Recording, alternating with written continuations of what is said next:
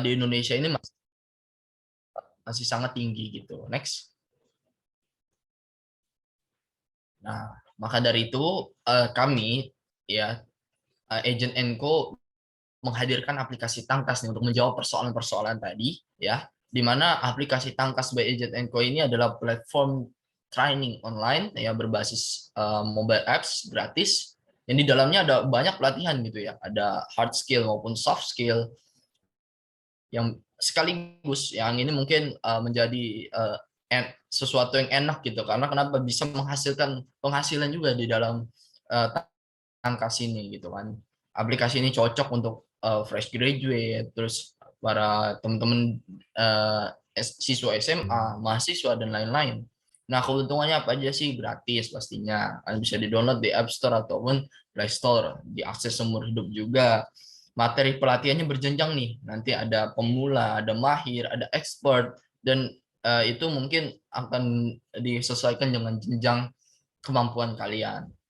Materinya juga disusun oleh orang yang bukan kaleng-kaleng gitu, expert content makers. Terus kalian juga bisa mengumpulkan poin, nanti bisa dicairkan dengan uang, dan tersedia juga lowongan-lowongan pekerjaan nantinya yang bisa dilamar di uh, di aplikasi Tangkas ini. Next.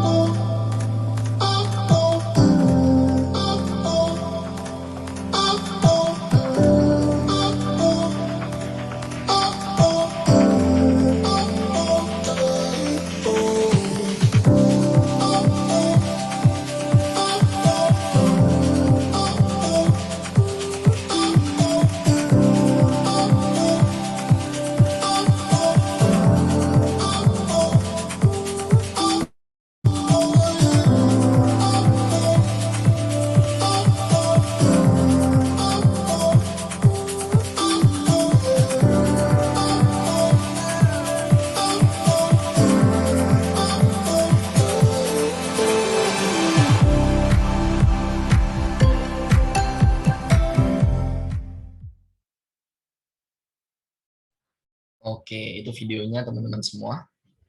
So next.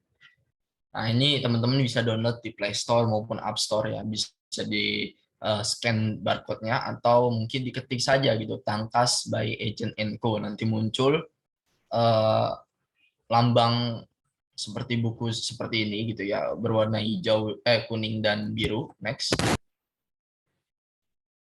Nah, di sini tersedia training-training ya. Training-training atau pelatihan-pelatihan yang memang bisa teman-teman akses di menu pelatihan nantinya kalau misalkan teman-teman udah download gitu. Next.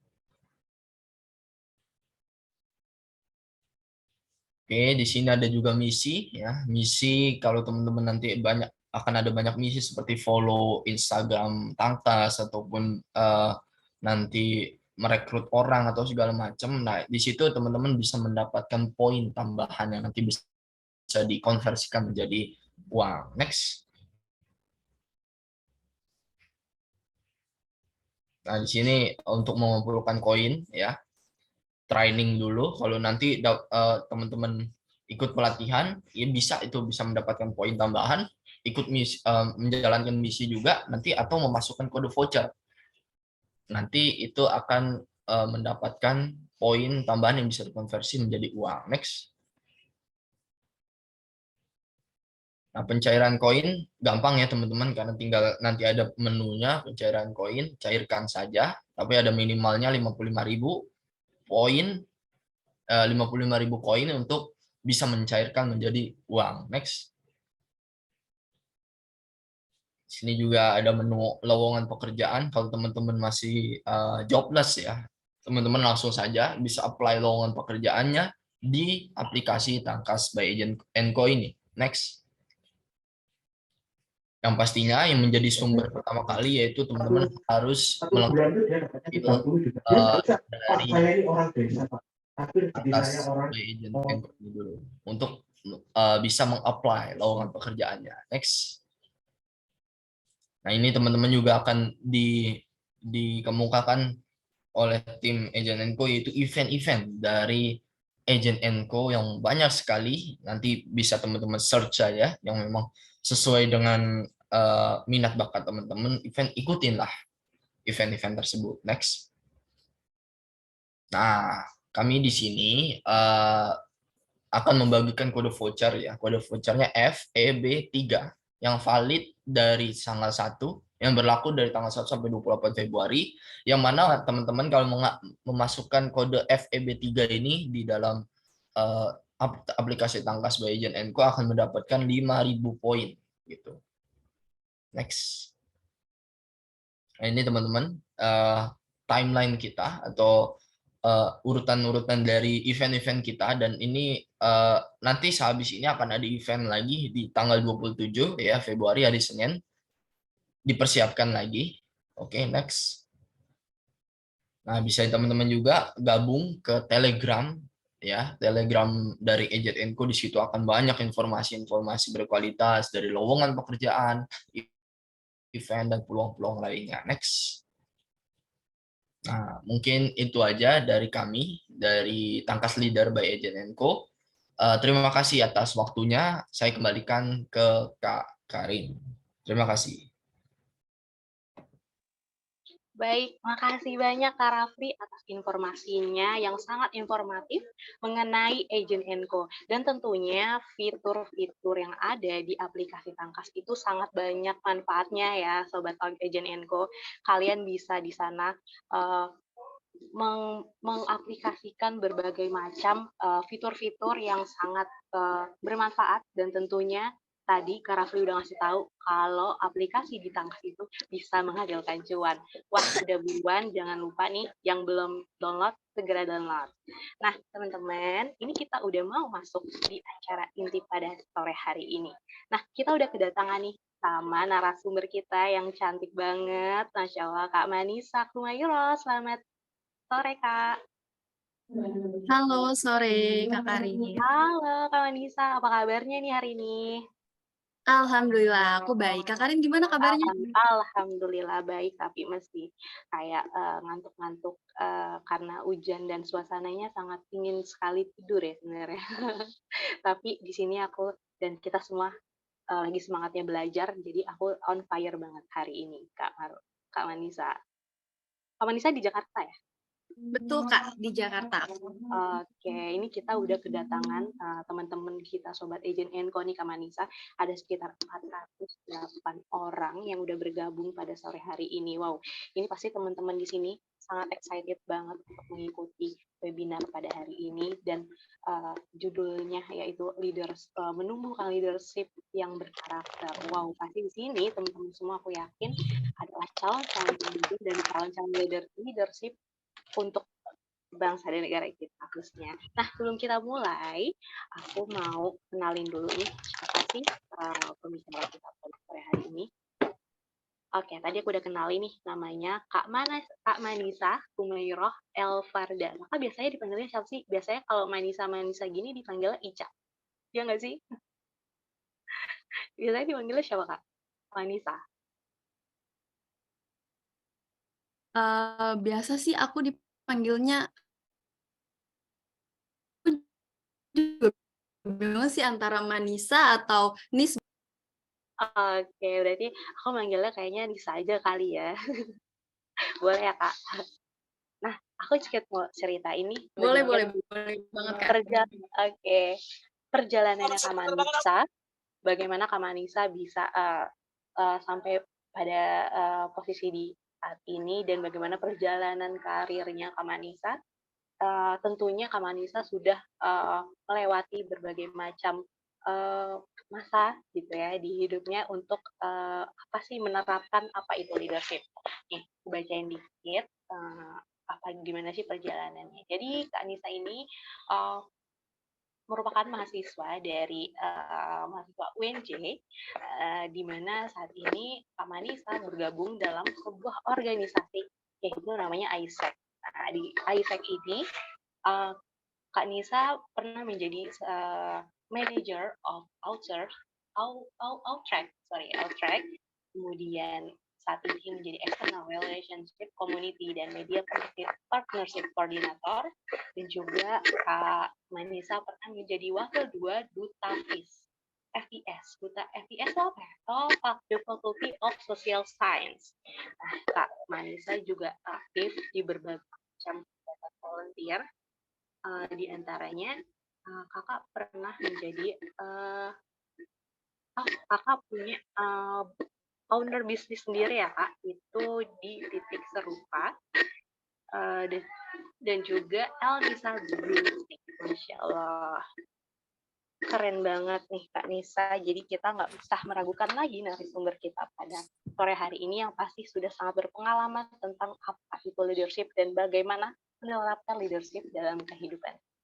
Nah, Kak Marisa hari ini apakah akan memaparkan secara materinya dengan menggunakan PowerPoint? Betul banget, Kak. Aku lewat PowerPoint. Oke, kakak bisa share sendiri. Nanti akan dibantu ya dari operator. Oke, Kak. Baik, mungkin jadi aku nggak berlama-lama lagi. Aku mempersilahkan Kak Marisa untuk memaparkan materinya pada sore hari ini. Dan tapi aku mau ingatin lagi buat teman-teman untuk tetap mematikan mikrofonnya selama materi berlangsung, dan teman-teman jangan lupa tadi teman-teman dari tim Agent & Co sudah ada absen ya di chat box, jadi teman-teman bisa langsung absen di situ. Dan teman-teman jangan lupa jika ada yang mau bertanya, nanti kita ada sessionnya sendiri, session Q&A-nya di akhir. Setelah materi ini berlangsung, teman-teman nanti boleh raise hand ataupun taruh pertanyaannya di chat box. Oke? Nah, tanpa berlama lagi, aku akan persilakan kepada Kak Manisa untuk memaparkan materi pada sore hari ini.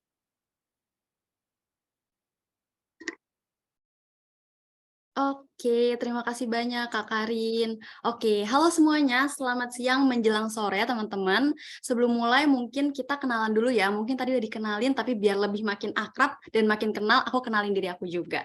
Perkenalkan, nama aku Manisa Humairo, saat ini aku sedang menginjak semester 8 di Universitas Negeri Jakarta, dan saat ini juga sedang menyusun skripsi, mohon doanya teman-teman. Dan gak lupa aku juga mau mengucapkan terima kasih banyak kepada Agent & Co yang sudah mempercayakan aku untuk mengisi materi leadership pada hari ini. Dan aku juga sangat amat mengapresiasi teman-teman nih yang sudah hadir pada hari ini. Wah, cukup banyak ya, ada sekitar 400-an ya. Ada 400 orang yang sudah hadir. Aku doakan semoga teman-teman yang hadir pada hari ini bisa menerima materi itu dengan baik dan nantinya bisa jadi pemimpin yang sukses dan berkarakter.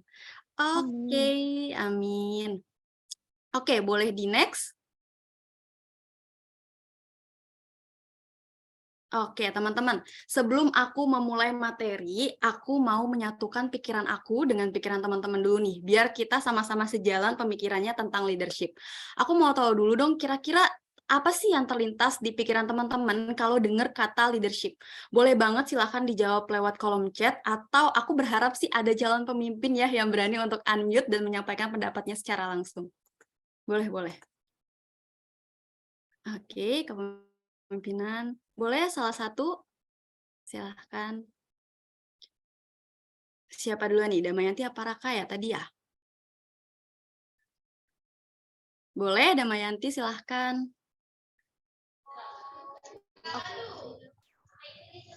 Oke, bismillahirrahmanirrahim. Assalamualaikum warahmatullahi wabarakatuh.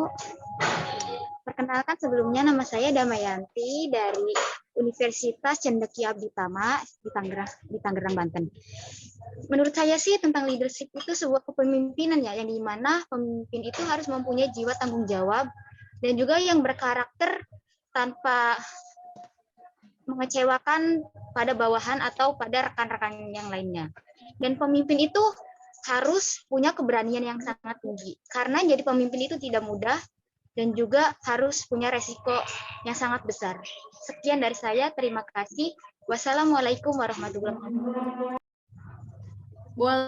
Waalaikumsalam warahmatullahi wabarakatuh. Terima kasih, Damayanti. Oke, betul banget. Aku setuju banget arti dari pemimpin yang seperti itu memang betul banget, teman-teman. Di sini aku juga udah baca orang yang bisa memimpin diri sendiri dan orang lain, memimpin sekelompok orang, keterampilan praktis yang mencakup kemampuan seseorang untuk memimpin organisasi. Benar banget, teman-teman. Jadi, secara jelasnya, mohon maaf, aku tunggu sebentar ya untuk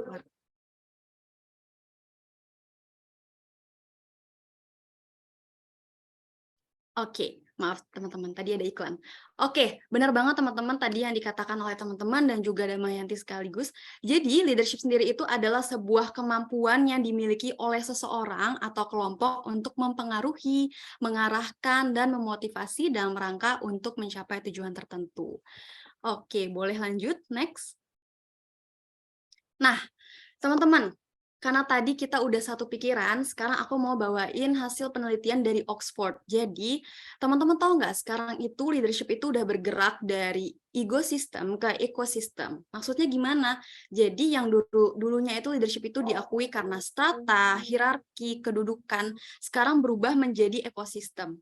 Mungkin contoh paling kecilnya, biar lebih mudah ya memahaminya, aku mau tanya teman-teman di sini masih ada nggak yang kalau misalnya ketemu ayahnya atau ketemu orang lain yang punya kekuasaan rasanya tuh takut gitu, segen dan nggak berani banyak omong.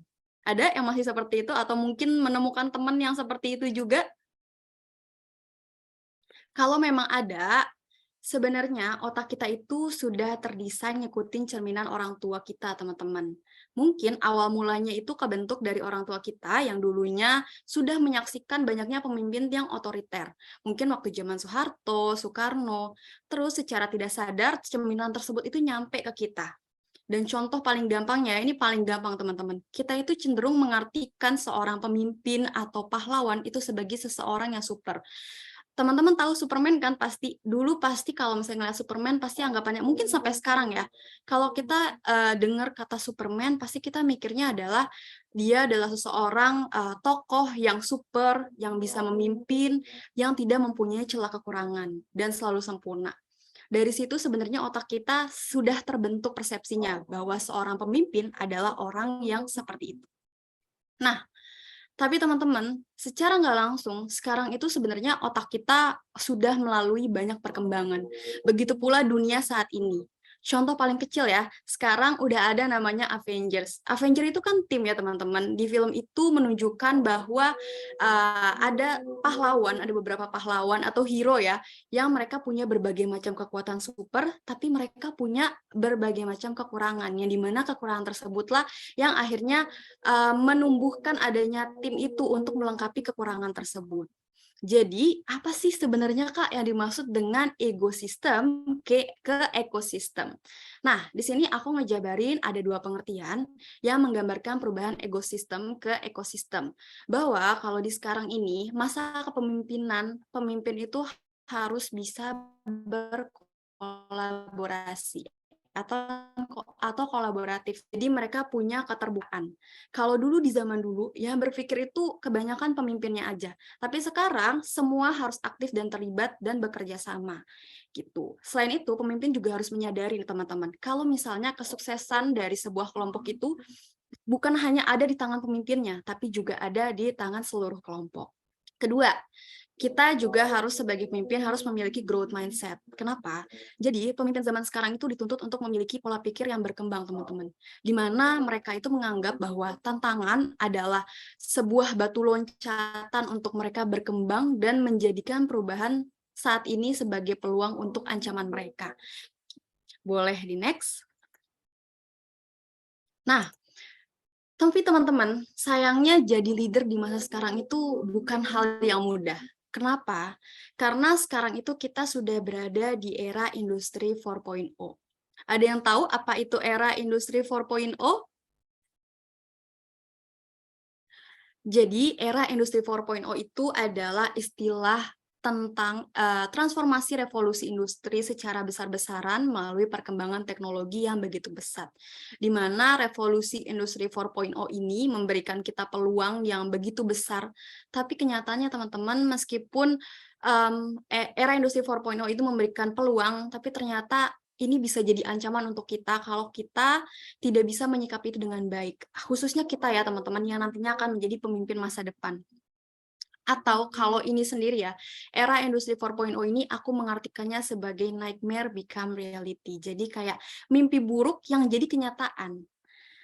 Di sini, di era industri 4.0 ini diwarnain dengan kecepatan perubahan, terus kompleksitas, dan penuh ketidakpastian. Bagi orang-orang, era saat ini tuh kita butuh banget untuk punya strategi untuk memenangkan segala hal di era ini gitu.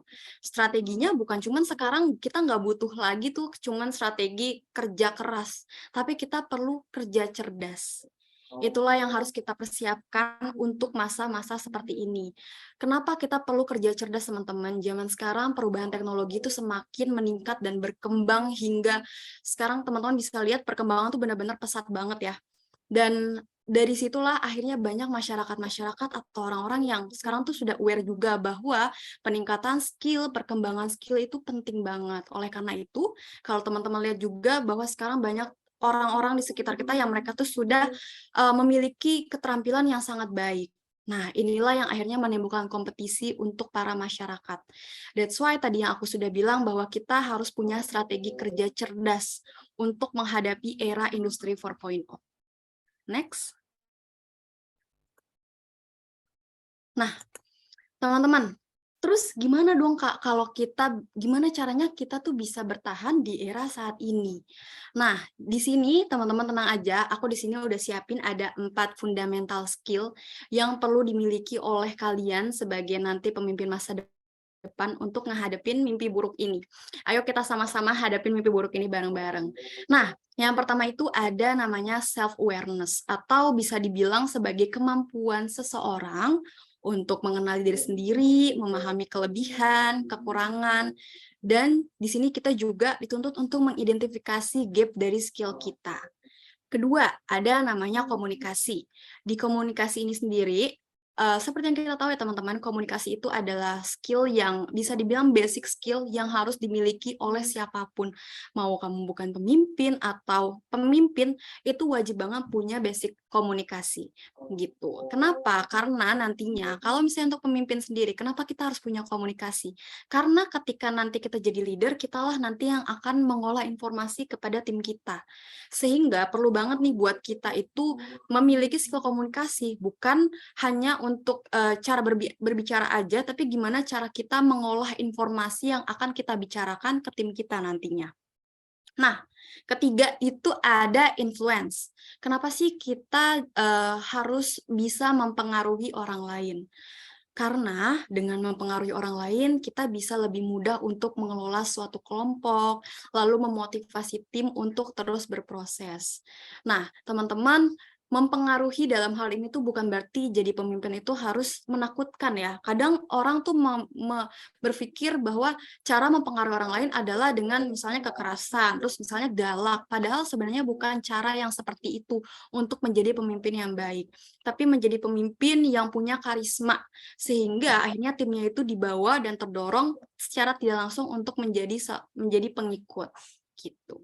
Nah, yang keempat adalah learning agile, yang artinya seorang pemimpin itu harus mampu untuk mengontrol organisasi secara adaptif, produktif, dan juga tetap bisa bertahan dalam segala situasi dan kondisi. Selain itu, teman-teman, learning agile ini juga bisa diartikan bahwa seorang pemimpin itu harus punya sifat namanya lifetime learner. Ada yang tahu? Jadi lifetime learner itu, teman-teman, adalah sebuah sikap yang dimana kita tuh nggak pernah cukup sama ilmu yang ada di diri kita gitu. Jadi setiap pengalaman yang ada, kita coba pahami, kita coba jadikan itu sebagai pelajaran, kita olah untuk pelajaran di masa depan. Itu namanya learning agile. Nah, boleh dilanjut? Nah, teman-teman, tadi aku sudah jelaskan ya, ada 4 fundamental skill. Di sini aku bakal bantu untuk ngedetailin masing-masing apa sih maksudnya self-awareness, gimana caranya, meningkatkan komunikasi. Nah, di sini aku bakal jelasin. Nah, sebelum aku ngejelasin part ini, aku mau tanya dulu ke teman-teman sekarang. Coba deh, kita sama-sama bayangin ya. kira-kira seperti apa sih pemimpin terburuk yang selama ini pernah memimpin kalian? Mungkin dulu punya pengalaman buruk sama orang yang pernah memimpin kalian, kayak misalnya bos, mantan bos, atau ketua BEM, atau mungkin orang tua sendiri.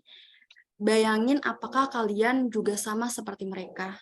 Dan bayangin apakah yang mereka lakuin seburuk itu. Udah dibayangin? Aku tunggu teman-teman ngebayangin dulu ya, biar kita sama-sama bisa tahu nih apa yang ada di bayangan kalian. Nah, kira-kira menurut kalian buruknya seperti apa? Apa mereka pernah ngebentak, atau pernah maksa, atau pernah yang lainnya lah gitu, yang bikin kalian tuh merasa ini pemimpin kayaknya buruk banget gitu. Terus aku minta teman-teman coba komen ya di sini nilai orang tersebut dari 1 sampai 5, seberapa buruk mereka menurut kamu. Boleh? Dari 1 sampai 5? Oke, amin 10. Oke. 2,5, 3, 1. 1, 3, 4. Oke, wah banyak ya. Oke, teman-teman. Oke, luar biasa ya. Lihat antusiasmenya. Oke, teman-teman. Di sini aku lihat banyak banget penilaian teman-teman buat pemimpin kalian yang masa lalu itulah, yang sekiranya itu memang buruk menurut kalian. Nah, kita bisa lihat teman-teman, dalam waktu 5 detik aja, kita bisa mudah menilai orang lain. Bahkan membayangkan seburuk apa mereka dengan begitu mudah dan begitu gampang. So, gimana dengan kita? Kita udah hidup bertahun-tahun, mungkin di sini ada yang umurnya udah 20 ke atas, atau mungkin masih di bawah 20, sampai sekarang kita bahkan jauh lebih bisa menilai orang lain dibandingkan menilai diri kita sendiri. Mulai dengan mengenali diri kita sendiri, teman-teman. Fokus sama diri kita. Dengan mengenali diri kita, kita bakal lebih mudah untuk memperbaiki setiap kekurangan yang ada di diri kita, sekaligus mengoptimalkan kelebihan yang kita miliki. Ibaratnya gini, teman-teman. Kalau kita nggak kenal sama diri kita sendiri, gimana caranya kita bisa memahami orang lain? Padahal nantinya ketika kita menjadi seorang leader, kita bakal dipertemukan dengan orang-orang dalam berbagai macam sifat dan karakter. Dan kita sebagai leader nggak boleh milih tim mana yang bakal kita pimpin. Ya, kita nggak tahu nanti kita bakal dapat staff yang seperti apa gitu, atau orang-orang bawah kita yang seperti apa. Lalu apa yang harus kita lakukan? Mulai dari diri sendiri. Tanya diri kita bahwa jika kita diperlakukan oleh seseorang, kita ingin diperlakukan seperti apa. Lalu dengan mengerti seperti itu, kita jadi akan lebih peduli dengan perasaan orang lain dan jauh dari rasa egois. Boleh dilanjut?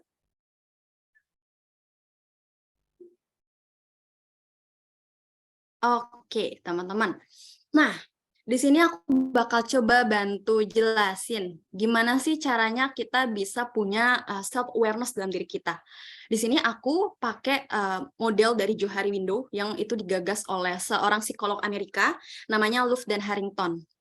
Ini apa sih namanya, Kak? Jadi teori ini tuh ngebantu kita buat lebih memahami diri kita sendiri. Nggak cuma dari perspektif kita aja, tapi kita melibatkan pandangan orang lain biar lebih netral penilaiannya. Nah, teman-teman, di sini di depan layar kalian ada 4 kuadran ya, yang berbentuk jendela. Yang pertama itu ada open area, kedua ada blind spot, ketiga ada hidden area, dan 4 ada unknown. Yang pertama open area, aku jelasin.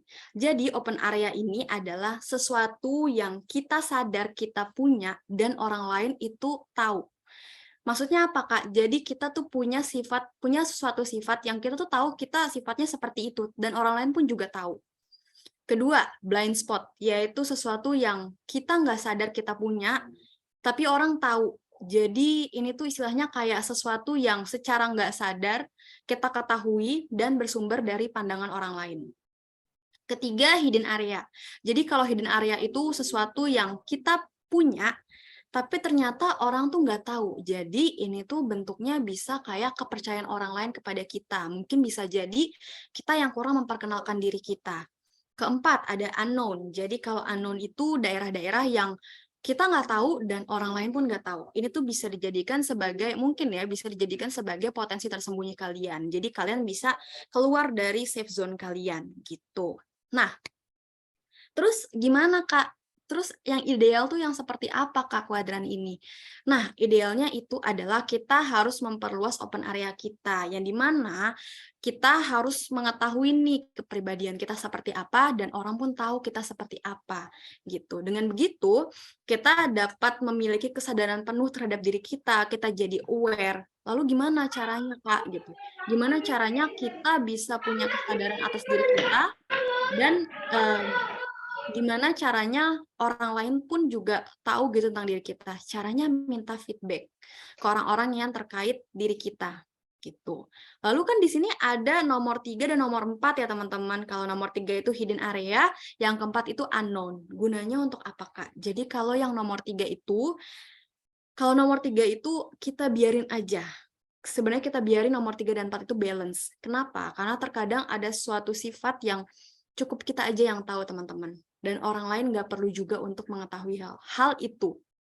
Dan kalau untuk kuadran 4, sebenarnya itu kan sesuatu yang kita tuh nggak tahu ya, dan orang juga nggak tahu. Jadi ini bisa jadi sesuatu permulaan untuk kita buat mulai keluar dari comfort zone kita, gitu. Next. Nah, selanjutnya ini kita coba latihan ya teman-teman. Lalu cara ngisinya gimana Kak? Caranya gampang, mungkin boleh dicatat ya, biar nanti bisa diimplementasiin setelah webinar ini selesai. Nah, caranya gampang teman-teman. Teman-teman boleh ajak satu teman kalian nanti buat isi jendela ini, aku nyebutnya jendela ya. Jadi coba isi jendela ini, kita butuh pendapat mereka teman-teman buat menilai diri kita juga. Di sini isi masing-masing dari jendela tersebut dengan kata-kata sifat tentang diri kalian. Kalian boleh tanya ke mereka kayak misalnya ya, menurut kamu aku orangnya sombong atau enggak? Kalau emang iya, berarti kan kamu sadar kalau kamu sombong dan teman kamu juga sadar kalau kamu sombong, berarti taruh di open area. Begitu juga sebaliknya. Kalau misalnya ternyata teman kamu itu bahkan lebih kenal kamu ya, mungkin boleh ditaruh di hidden area gitu. Nah, begitu sebaliknya ya teman-teman. Jadi disesuaikan dengan kepribadian teman-teman. Lalu, nah di sini aku coba bantuin ajarin. Ini ada contoh ya, kita pakai contoh. Jadi misal kita anggap nih namanya Budi. Si Budi ini dia mengetahui dirinya seperti apa dan dia mengetahui bahwa orang lain juga tahu nih tentang dia.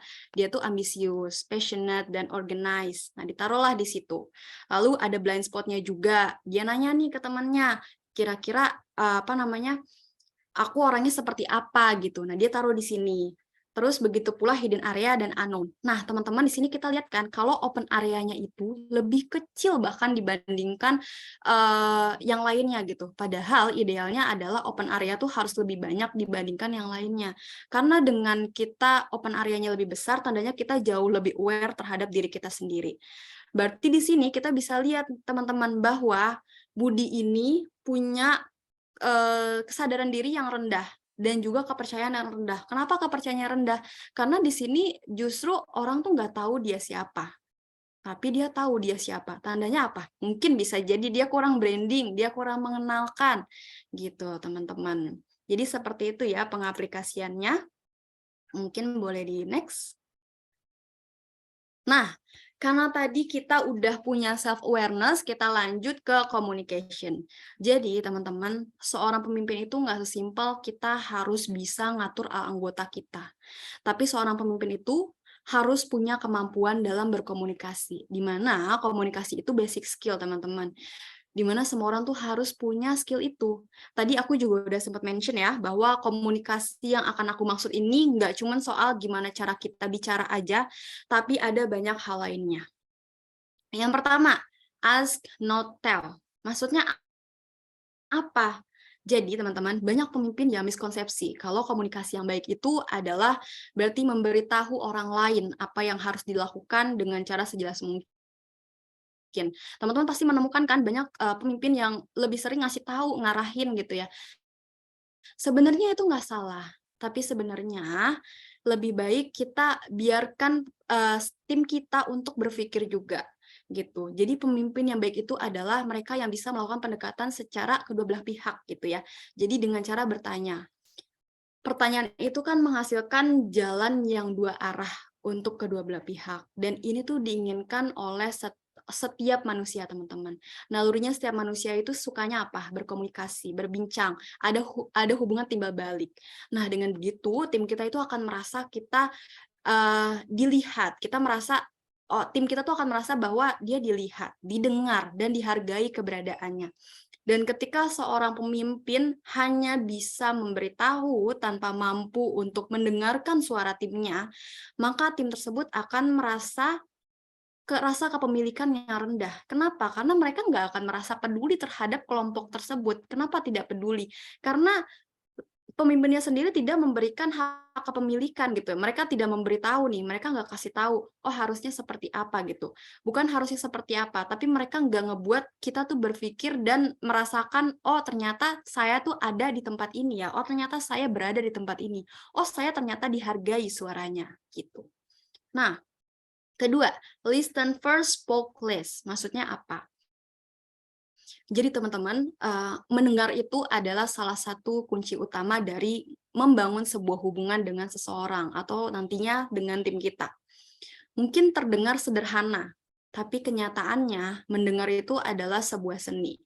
Mungkin menurut kita mendengar itu adalah sekedar mendengar kata demi kata yang keluar dari lawan bicara kita. Dan berpikir, kira-kira nanti pas mereka ngomong, kita setuju atau enggak ya? Terus responnya harus seperti apa ya? Dan seketika, ketika seseorang itu tersebut berbicara, kita akan justru berfokus sama diri kita sendiri. Padahal it's so much more than that, teman-teman. Ketika kita mendengar orang lain, kita itu sedang memposisikan diri kita ada di posisi orang lain tersebut. Kita mendengar untuk melihat apa sih yang terjadi pada diri mereka gitu ya.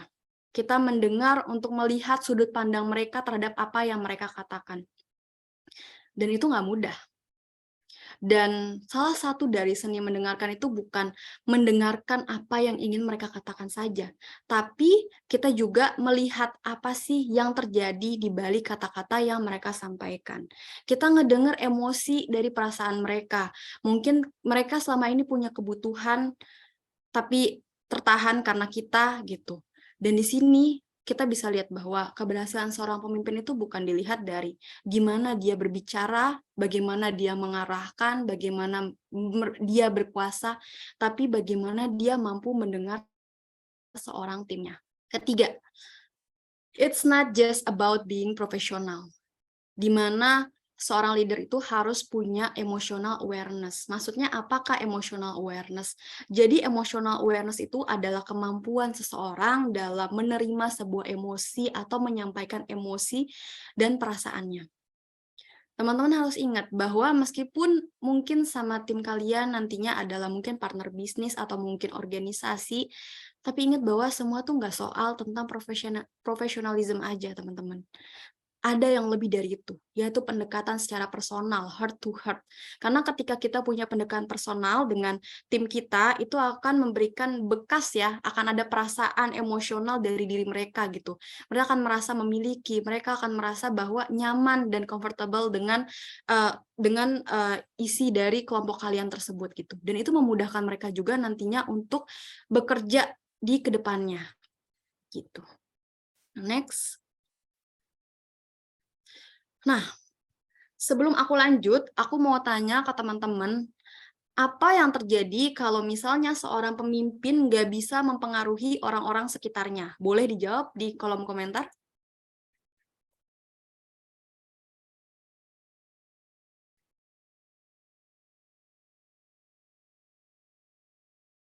Misunderstanding, tujuan awal tidak dapat diraih dengan maksimal. Rebel, nggak ada movement. Oke. Oke, kacau, berantakan, timnya bingung. Wah, oke, bener banget teman-teman. Wah, luar biasa. Oke, aku setuju banget. Oke, boleh dilanjut? Next. Nah, teman-teman, tadi udah tahu ya, apa yang terjadi kalau misalnya seorang pemimpin itu nggak bisa mempengaruhi orang-orang sekitarnya. Lalu pertanyaan kedua, kira-kira apa sih cara yang paling cepat seorang leader itu bisa mempengaruhi orang-orang sekitarnya? Gimana caranya tuh untuk bisa mempengaruhi orang-orang sekitarnya? Komunikasi yang baik. Oke, ada lagi? Mendengarkan dulu, terbuka. Oh, jawaban tadi yang aku sebutkan ya. Oke, mendengarkan kata mereka, kemampuan komunikasi, pendekatan hati ke hati. Baik. Wah, oke. Betul banget, teman-teman. Wah, aku setuju banget. Mungkin tadi tuh karena aku sudah jelaskan ini ya, teman-teman jadi makin paham ya. Oke, boleh dilanjut? Oke, teman-teman. Jawabannya adalah if you wanna lead, be the voice people like you need to hear. Artinya, jika kamu adalah seorang pemimpin, jadilah suara yang ingin didengar oleh orang-orang seperti kamu. Loh, maksudnya apa, Kak? Jadi teman-teman, lebih jelasnya adalah untuk kita layak menerima tanggung jawab menjadi seorang pemimpin tuh harus punya wawasan ke hati manusia. Kenapa? Maksudnya apa wawasan? Kita harus mengetahui perasaan yang ada di dalam hati orang yang nanti akan menjadi pemimpin. Itu yang membuat seorang leader menjadi seorang leader yang baik. Nah, teman-teman, di sini aku ngejabarin ada 3 cara. Yang pertama, serve other before yourself. Analogi paling dekatnya ya, kita bisa lihat bahwa seorang leader yang baik itu ketika kita menjadi seorang orang tua. Gimana caranya kita jadi orang tua yang baik? Pasti kita bakal ngasih anak kita berbagai macam hal untuk menunjang kesuksesannya. Kita biayain mereka pendidikan, kita kasih mereka vitamin yang cukup, ngajarin dan bimbing mereka dengan baik. Sehingga akhirnya mereka bisa jadi orang yang hebat dan berkembang melebihi diri kita. Sama dengan seorang pemimpin, teman-teman.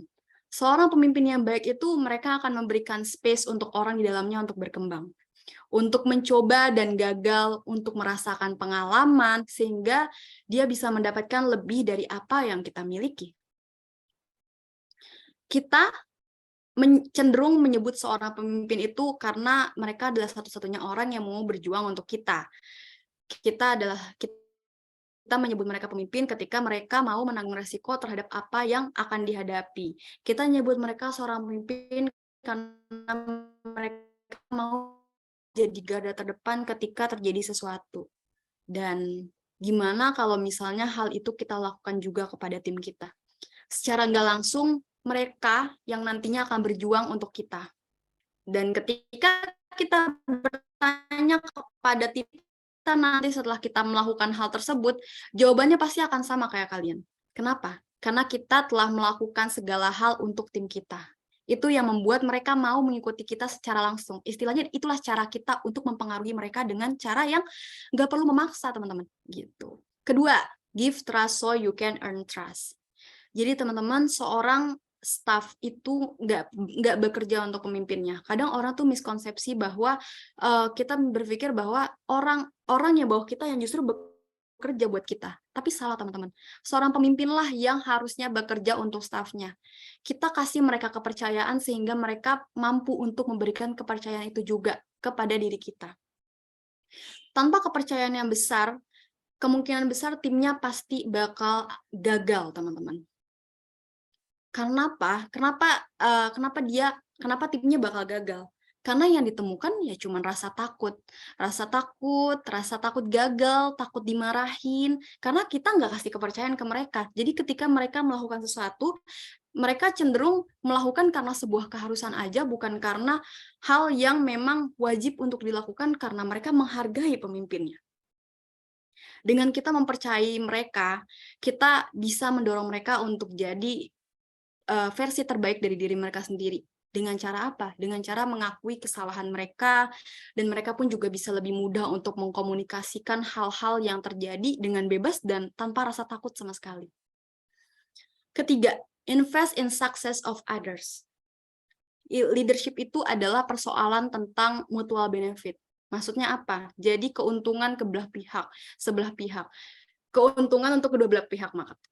Nah, di sini kita itu sebagai seorang leader dipilih karena kita tuh punya kelebihan kan teman-teman. Pasti adalah yang membedakan kita dengan orang yang di bawah kita. Makanya kita akhirnya ditunjuk untuk menjadi seorang pemimpin. Kita jadi seperti diri kita yang sekarang mungkin bisa jadi karena ada jasa orang di balik itu sebelumnya, di balik kesuksesan kita. Ada pemimpin kita mungkin yang dulunya pernah ngebantu kita, akhirnya kita bisa terbentuk seperti sekarang. Dan di sini pemimpin yang hebat itu adalah pemimpin yang mau menginvestasikan dirinya kepada orang lain. Semakin sering kita ngebantu orang lain untuk tumbuh, maka akan semakin mudah kita untuk kembali diperlakukan hal serupa dengan tim kita. Next. Nah, terakhir adalah learn agile. Menjadi seorang agile leader adalah ketika kita sudah mempersiapkan diri kita terhadap hal yang di luar prediksi kita. Dan menjadikan hal tersebut itu kita anggap sebagai hal yang biasa meskipun itu jadi ancaman untuk kita. Kita nggak akan pernah tahu ya teman-teman apa yang nanti akan terjadi di depan kita nggak tahu kira-kira apa yang nanti bakal terjadi, bahkan mungkin bisa jadi kita nggak tahu jawabannya apa atau caranya untuk menghadapi itu. Mungkin tadi aku udah mention ya bahwa kita sekarang udah di era industri 4.0 di mana semuanya itu berasal dari ketidakpastian teman-teman. Cuman ada satu cara bagi kita untuk menghadapi hal itu. Gimana caranya? Bersahabat dengan ketidakpastian. Gimana caranya Kak kita bersahabat dengan ketidakpastian? Tenang. Jawabannya tenang, teman-teman. Simpel banget jawabannya. Tapi itu realitanya memang bahwa berusaha untuk tetap tenang itu adalah sebuah skill yang harus dimiliki oleh seorang pemimpin. Ubah pola pikir kita bahwa seluruh hal yang terjadi saat ini itu bukan ancaman, tapi sebuah tantangan yang bisa jadi opportunity buat kita nanti ke depannya. Selanjutnya kita juga harus, karena kita nih udah menerima ya, kita menerima dengan keadaan ini secara lapang dada. Selanjutnya mulailah terbuka dengan tim kita terbuka, kita komunikasikan apa hal yang terjadi. Di sini aku juga udah bahas ya bahwa sekarang itu kita udah ada di era ekosistem yang berubah menjadi ekosistem, di mana komunikasi itu adalah sebuah kunci utama dari kita untuk menghadapi ketidakpastian ini gitu. Kita harus di sini kita juga harus kasih cerminan ke tim kita bahwa meskipun hal ini yang ada di depan kita ini ancaman, ketidakpastian yang tidak pernah berhenti, kita harus tetap menyikapi itu dengan baik. Sehingga nanti secara tidak langsung mindset tim kita pun juga akan berkembang mengikuti kita sendiri. Karena mau bagaimanapun kita itu adalah pemimpin dan kita yang harus mengarahkan, kita harus memberikan cerminan. Apakah kita mampu bersikap tenang, apakah kita mampu untuk menghadapi hal tersebut, sehingga nantinya tim kita pun akan terbentuk dan juga memiliki mindset yang sama seperti kita. Next. Nah, itu tadi adalah 4 fundamental skill yang dimiliki oleh seorang leader. Tapi pertanyaannya, sebenarnya sekarang kalian udah ada di posisi yang mana sih sebagai seorang leader? Apakah kamu sudah menjadi seorang leader yang baik? Apakah kamu sudah ada di level paling tinggi sebagai seorang pemimpin yang baik? Apa belum? Next, boleh dibantu next juga. Wow, mau tidur di selimut. Apakah kalian sudah menjadi seorang leader yang baik? Itu pertanyaannya, teman-teman. Boleh dipikirkan ya, teman-teman ya. Kira-kira udah jadi leader yang baik apa belum nih? Next. Nah, di sini aku bakal bantu teman-teman untuk gimana sih caranya kita mengetahui kira-kira kita tuh udah jadi pemimpin yang baik belum sih untuk tim kita. Di sini aku ngambil pemikiran dari John Maxwell, jadi dia menjabarkan ada 5 level kepemimpinan dalam diri seseorang. Yang pertama, ada level pertama itu position. Bahwa kepemimpinan level pertama itu orang ngikutin kita karena sebuah keharusan aja. Jadi ini tuh bisa dibilang level yang masih rendah banget, rendah paling bawah. Karena mungkin di sini mereka mau mengikuti kita tuh karena kita punya jabatan, atau mungkin posisinya kita dihormati, mungkin kita lebih dituakan, makanya kita diikuti. Jadi belum ada value yang kalian bawakan, sehingga orang tersebut mau mengikuti kalian karena apa yang kalian lakukan. Level ini bisa dibilang rendah, dan gak jarang orang yang ada di level ini pasti ujungnya bisa jadi timnya itu nggak berkembang. Kenapa? Karena di dalam timnya belum ada rasa kepemilikan, belum ada rasa yang mereka tumbuhkan ke kalian. Tapi teman-teman tenang aja, bahwa di level ini tuh kita tetap bisa dikembangkan untuk ke level selanjutnya. Tentunya dengan kerja keras. Kita bisa mulai dari memimpin diri sendiri dulu, sehingga akhirnya ke depannya bakal lebih mudah untuk kita naik ke level-level selanjutnya. Kedua, itu adalah relationship. Yaitu orang mengikuti kita karena pengen. Maksudnya apa? Jadi level kedua ini kebentuk karena kita udah mulai bangun hubungan yang baik sama tim kita udah banyak ngobrol, kita udah meningkatkan interaksi sama mereka. Kalau di sini mungkin orang milih untuk ngikutin kita tuh karena udah mulai bangun hubungan seperti yang tadi aku bilang. Jadi mereka tuh udah mulai tumbuh kepercayaan ke kita dari usaha yang udah kita lakukan, terus perlakuan yang kita lakukan, hingga kepercayaan kita yang kita berikan kepada tim kita. Nah, kepercayaan ini bisa ditunjukkan dari rasa hormat tim kita kepada kita sendiri. Ketiga, itu ada result, di mana orang ngikutin kita karena apa yang udah kalian lakukan terhadap organisasi atau tim. Di mana di level ini pemimpin itu udah bisa ngebangun kredibilitasnya melalui tindakan yang udah dilakukan, yang mungkin bisa mempengaruhi kesuksesan dari tim mereka. Istilahnya di sini pemimpin itu udah punya track record-nya, bahwa makanya mereka tuh ngerti, oh ini pemimpin patut untuk diikutin karena dia udah berjuang untuk timnya gitu ya, untuk organisasi di dalamnya atau mungkin posisi di dalamnya gitu. Level keempat itu adalah people development, yaitu ketika kalian diikutin ketika apa yang sudah kalian lakukan kepada mereka. Kalau tadi lebih ke organisasinya, kalau misalnya ini lebih ke orang di dalamnya. Jadi di level ini tuh agak mirip sebenarnya dengan level ketiga tadi yang aku bilang, bedanya adalah dia sudah memberikan kebermanfaatan juga ke orang lain, sehingga yang merasakan tuh bukan organisasinya aja, tapi ternyata orang di sekitarnya pun sudah merasakan adanya jasa-jasa dari kalian gitu ya.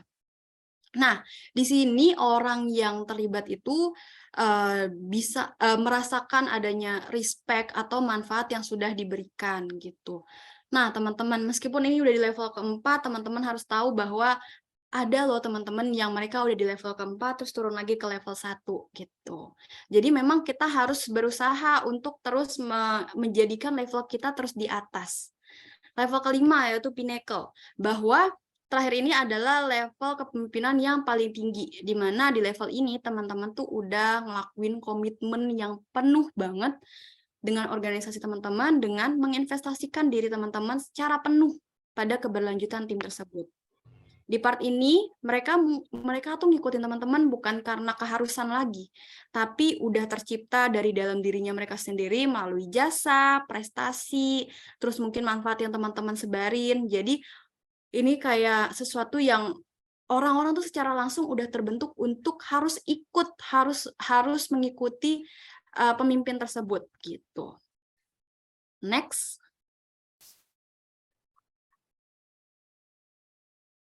Nah, lalu pertanyaannya, gimana sih cara kita memindahkan satu level ke level lainnya? Next.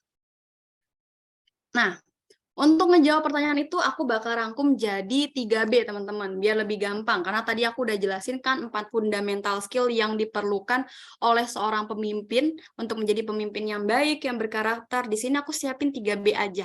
Gampang dan bisa, insya Allah bisa diterapkan dengan baik. Yang pertama adalah be yourself, jadi diri sendiri. Kenapa sih kita harus jadi diri sendiri? Teman-teman, kita semua punya kapasitas dan kapabilitas masing-masing. Dan mau bagaimanapun, nggak pernah ada cara yang benar-benar tepat untuk menjadi seorang leader yang baik. Semua kembali pada diri kita sendiri. Tanya pada diri kita, apa yang kita miliki, dan gimana cara kita bisa menjadikan apa yang kita miliki tersebut menjadikan manfaat untuk orang lain. Kedua, be present. Dalam hal ini, kita sebagai seorang leader harus menyadari bahwa apapun yang terjadi selama ini dalam hidup kita adalah sebuah pelajaran. Jadikan segala hal yang ada sebagai bentuk pelajaran dan pengalaman berharga untuk kita. Dengan begitu, kita sebagai leader bisa menumbuhkan mindset yang visioner untuk berpikir ke depan, sehingga kita bisa lebih mudah nih teman-teman untuk mengaplikasikan dan melihat pelajaran-pelajaran tersebut untuk strategi kalian ke depannya gitu. Ketiga, be open to need the other. Jadi seorang pemimpin itu bukan berarti kita harus dilayani. Justru menjadi seorang pemimpin itu kita harus mampu mendengar kebutuhan mereka. Di mana kesuksesan seorang pemimpin itu bukan terletak pada kemampuan mereka memiliki posisi yang tinggi, berada di posisi yang paling puncak, tapi hal itu terletak pada kemampuannya berada di hati orang lain. Gimana caranya mereka itu bisa menyentuh hati orang lain, timnya sendiri, sehingga itu bisa menumbuhkan rasa kebersamaan, rasa kepemilikan, rasa kekerabatan terhadap tim tersebut, sehingga organisasi yang berjalan di dalamnya itu nggak cuma tentang sebuah profesionalisme aja, tapi juga ada sebuah hubungan yang terikat dengan jelas, sehingga akhirnya nantinya organisasi tersebut tetap berjalan dengan baik. Ikutilah filosofi PADI teman-teman. Pasti udah pernah dengar kan bahwa semakin berisi kita harus semakin merunduk. Semakin kita dihormati dan dianggap oleh orang lain, maka kita harus lebih mampu untuk semakin merendahkan hati kita kepada orang lain. Misalnya dengan apa? Dengan saling membantu dan melayani. Next. Nah, tadi aku udah jelasin terkait gimana sih cara biar kita bisa jadi seorang leader yang berkualitas. Penting nih teman-teman untuk kita ketahui bahwa ada beberapa kesalahan yang sering kali dilakukan oleh seorang leader. Yang pertama, terlalu sibuk sama kerjaan jadi nggak punya waktu sama timnya. Padahal justru kesediaan waktu seorang pemimpin itu sangat dibutuhkan loh teman-teman untuk tim kita. Kenapa? Dengan begitu, ketika terjadi sesuatu, tim kita bisa meminta bantuan. Dan selain itu teman-teman, itu kan profesionalismenya ya. Kalau misalnya dari kedekatan emosional, mereka akan merasa bahwa, oh ini loh tim gue, oh ini tim gue bakal menunggu gue terus ya, bakal nemenin loh, nggak akan kemana-mana gitu loh. Dan itu bikin mereka bahwa merasa senang, mereka akan merasa ada rasa kepemilikan juga terhadap organisasi tersebut. Dan teman-teman, secara nggak langsung, sama kayak gini, kalau teman-teman itu bekerja misalnya, bekerja terus punya teman yang baik banget, rasanya tuh kerjanya gampang kan, rasanya kerja pun senang. Gimana kalau kita punya pemimpin yang baik? Kita bakal lebih semangat lagi untuk ada di organisasi tersebut, untuk kasih kebermanfaatan untuk organisasi kita. Nah, yang kedua adalah kita cenderung nggak kasih kepercayaan tim kita untuk menghadapi sebuah resiko. Sebenarnya ini udah aku jelasin sebelumnya teman-teman, bahwa common mistake yang sering banget terjadi oleh pemimpin itu cenderung mereka melimpahkan resiko yang besar kepada dirinya sendiri. Maksudnya gimana? Kita tuh cenderung untuk sebenarnya kitanya tuh caranya benar, maksudnya kita baik, kita nggak pengen kasih hal yang sulit-sulit lah istilahnya ke tim kita, kayak ya udah yang berat-berat biarin aku aja yang megang gitu loh. Padahal sebenarnya tidak seperti itu teman-teman. Bukan berarti kita juga melimpahkan tanggung jawab kita ke mereka. Justru dengan kita bisa memberikan kepercayaan dan kita kasih kepercayaan mereka untuk menghadapi resiko, itu bikin mereka merasa senang dihargai teman-teman. Dengan begitu kita bisa melatih pola berpikir mereka juga. Meskipun di sini kita kasih kepercayaan mereka, jangan sampai kita melepas juga gitu. Jadi penting banget untuk kita tetap memberikan pengawasan dan juga pengarahan kepada mereka meskipun mereka akan menghadapi resiko yang akan ada di depan mata nanti. Ketiga, focus only for goals and teams. Nah, ini juga kesalahan banget teman-teman yang sering dilakukan oleh seorang pemimpin. Kadang kita tuh cenderung fokus sama goals kita, tujuan yang akan kita gapai nantinya, tujuan dari organisasi kita. Padahal teman-teman, untuk mencapai goals, kita perlu banget loh untuk melakukan berbagai macam pendekatan dan berbagai macam cara di luar dari pekerjaan. Misalnya teman-teman, kalau pendekatan tuh kita bisa ajak ngobrol mereka, mungkin ngobrol, ajak makan siang, itu bisa kasih pendekatan sosial ke mereka akan merasa ada pendekatan emosional. Justru hal-hal tersebut teman-teman yang akan memicu motivasi kerja dari seorang tim kita gitu. Bukan berarti itu istilahnya kita membangun pendekatan ke mereka tuh sebagai hal yang biar lo semakin semangat nih kayak gitu. Enggak teman-teman. Memang pendekatan itu diperlukan dalam sebuah organisasi. Kenapa? Dengan kita memberikan pendekatan secara emosional seperti itu akan membuat mereka semakin betah ya teman-teman. Rasanya mereka akan senang, mereka akan semakin mudah juga untuk menjalani apa yang nanti akan di depan mata gitu. Next. Selanjutnya, good leaders develop through never-ending process. Teman-teman, yang perlu teman-teman ketahui, menjadi seorang pemimpin itu nggak mudah. Dan menjadi seorang pemimpin yang baik nggak bisa hanya kita dapatkan melalui webinar, pelatihan, meskipun teman-teman bayar pakai biaya paling mahal sekalipun, kita nggak bisa dapetin cara itu di situ. Meskipun teman-teman sekarang ada di sini, mungkin akan jadi ilmu, tapi bisa jadi itu balik lagi ke kita bisa implementasi atau enggak. Menjadi leaders yang baik itu tercipta melalui pengalaman. Pengalaman adalah pelajaran terbaik untuk kita. Sama kayak kita pergi ke gym ya teman-teman. Tujuan kita untuk ke gym itu apa? Untuk sehat, untuk ngebentuk tubuh kita jadi lebih bagus. Tapi apa kita bisa pergi ke gym 9 jam dan langsung dapat apa yang kita inginkan? Enggak. Tapi aku yakin banget 100% kalau kita ngelakuinnya dengan konsisten, setiap hari misalnya 3 jam sekali, pasti bakal kebentuk kok. Kebentuk apa goals yang pengen kita capai, misalnya sehat atau mungkin bentuk tubuh kita jadi kebentuk. Tapi sayangnya, meskipun suatu saat nanti goals tersebut udah kecapai, kita udah dapetin hal tersebut, kita tuh gak bisa berhenti. Kenapa? Karena itu lifestyle. Sama kayak leadership. Leadership itu lifestyle, teman-teman. Aku nggak bisa memastikan dengan banyaknya jam terbang yang nanti teman-teman dapatin, misalnya udah dapat kesempatan untuk jadi pemimpin di tempat ini, teman-teman bakal jadi pemimpin yang baik. Tapi seorang pemimpin yang baik adalah pemimpin yang bisa menjadikan perjalanannya menjadi sebuah pelajaran yang berharga. Dan satu hal yang terakhir perlu banget dipahami bahwa gagal itu adalah sebuah proses dalam pemimpin untuk berkembang. So, it's okay kalau misalnya ketika kita selama memimpin banyak kegagalan yang kita lalui bersama tim kita, justru kegagalan tersebutlah yang pada akhirnya akan menuntun kita hingga saat ini. Oke, boleh di next. Nah, teman-teman, untuk menutup sesi hari ini, boleh dong aku mau dengar pengalaman teman-teman nih untuk memimpin tim ya, gimana sih pengalaman teman-teman dalam memimpin sebuah kelompok, dan boleh karena tadi aku udah sebutin juga level kepemimpinan, boleh disebutin dong kira-kira teman-teman sekarang ngerasanya udah di level keberapa, dan gimana sih caranya teman-teman bisa meningkatkan tingkatan level tersebut. Boleh ada yang mau raise hand?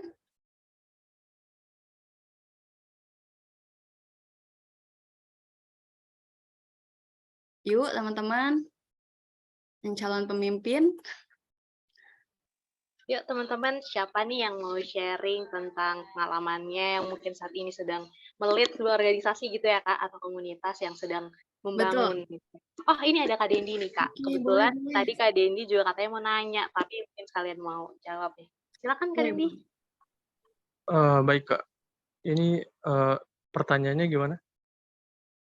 Oke, pertanyaan boleh tadi di slide sebelumnya Kak? Oke, teman, nih boleh dijelasin ya, nggak apa-apa, ini nggak perlu takut salah atau benar, karena aku beneran pengen tahu aja nih teman-teman pengalaman leadership-nya kayak gimana. Terus boleh juga disebutin kira-kira sekarang udah di level leadership yang keberapa, 1-5? Oke, jadi sebelumnya Assalamualaikum warahmatullahi wabarakatuh. Saya Dendi Febrian dari mahasiswa Untirta Banten. Dari Kak Manisha. Iya. Namanya itu kan kayak kita gimana sih leadership kita ini. Yang pengalaman saya pribadi dari semester 1 sampai semester saya saat ini semester 8, itu saya alhamdulillah ditunjuk sebagai ketua kelas dan ketua bidang juga di fakultas saya. Terus ditambah lagi saya ditunjuk lagi untuk memimpin kemarin KKN, ya itu ditunjuk juga sebagai leadership juga. Jadi menurut saya pribadi ya Kak, jadi seorang leadership itu sebenarnya nggak mudah. Maksudnya kita ini eh, harus mendengarkan anggota kita, atau bisa dibilang teman-teman kita gitu loh, yang sudah mempercayakan semuanya terhadap kita. Misalkan ada suatu kegiatan ataupun ada suatu presentasi dalam suatu kelas tersebut, tidak ada yang memimpinnya gitu loh. Jadi ditunjuklah saya sebagai pemimpinnya, makalah itu bukan sepenuhnya saya senang. Ya senang sih senang, tapi nggak senang-senang banget karena saya juga harus memikirkan biar teman-teman saya ini, kelas saya ini tidak mendapatkan dampak yang buruk gitu loh dari hal tersebut, kayak misalkan tadi yang katanya ada acara kelas ataupun gimana. Jadi kita ini nggak semata-mata hanya memberikan pendapat kita pribadi untuk mereka kerjakan gitu loh. Tetapi saya pribadi ini memberikan kesempatan kepada mereka untuk berbicara atau speech tentang pendapat mereka sendiri. Setelah itu mungkin saya sebagai pemimpin di sini, setelah mendengarkan kata-kata mereka, saya ini memilih, bukan memilih, tapi merangkum semuanya dan memimpin satu poin yang pas untuk kita semua gitu loh. Terus kalau ditanya level, sebenarnya jika dibilang level 5 itu saya bisa dibilang level 5 karena ada hal-hal yang Kakak bilang tadi, kayak misalkan materi ataupun prestasi ataupun apa, tapi saya tidak mau menyombongkan hal tersebut karena saya juga sadar gitu loh. Saya sebenarnya masih kurang di dalam suatu leadership tersebut. Ini sebenarnya nyambung dengan pertanyaan saya nanti untuk Kak Manisa ya. Jadi ini saya cukup sampai situ aja gitu, Kak. Oke, terima kasih banyak Dendi. Oke, berarti aku nangkepnya nih kalau dari Dendi sendiri menganggapnya bahwa leadership itu adalah sebuah kemampuan untuk mengorbankan sesuatu ya Dendi. Gitu ya, kita mengorbankan sesuatu, diri kita demi tim kita, betul banget. Aku sangat amat mengapresiasi Dendi yang udah mau jawab level dari leadership-nya, karena teman-teman mau bagaimanapun mungkin enggak kok teman-teman, kalau mau jawab kayak aku kayaknya level 5 segala macam nggak apa-apa. Aku nggak bakal bilang teman-teman sombong, justru itu kan berarti teman-teman udah punya awareness terhadap diri teman-teman. Mungkin kalau memang sudah merasa ada di level 5, bisa nih teman-teman ditingkatkan lagi ya, mungkin bukan ditingkatkan, karena nggak ada lagi nih levelnya, istilahnya dipertahankan ya teman-teman, dipertahankan apa yang sudah teman-teman lakukan, dan dilihat kira-kira apa sih yang menjadi kurangnya, gitu. Oke, masih ada 2 lagi nih. Ada 2 lagi nih, Kak. Boleh diinin lagi? Sekarang, Boleh. sekarang kita ke cewek kali ya tadi. Boleh. Jadi silakan kepada Kak Damayanti untuk menyampaikan. Baik, terima kasih. Assalamualaikum warahmatullahi wabarakatuh. Di sini izinkan saya untuk menyampaikan pendapat saya tentang leadership saya nih. Menurut saya itu masih di level 3, Kak. Karena di sini saya masih semester 2 dan saya masih kurang banget untuk mengikuti kegiatan-kegiatan tersebut.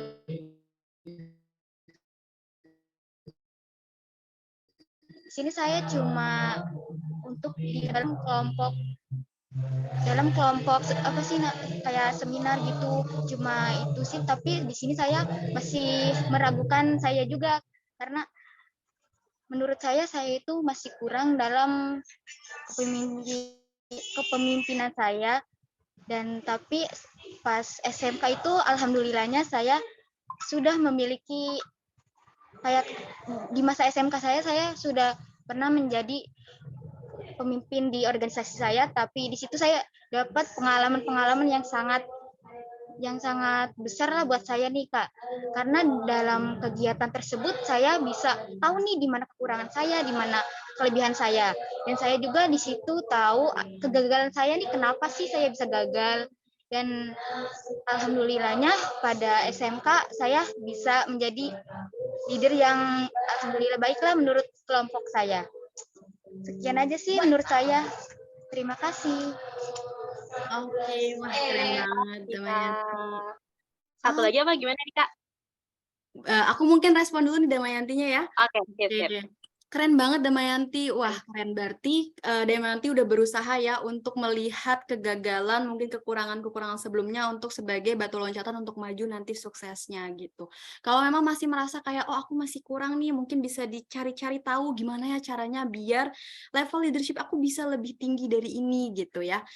Gak apa-apa, pelan-pelan aja, pasti bisa. Dan seperti yang aku tadi bilang ya, untuk menjadi seorang menjadi seorang leaders yang baik itu butuh proses, butuh berbagai macam pengalaman yang ada di depan kita gitu.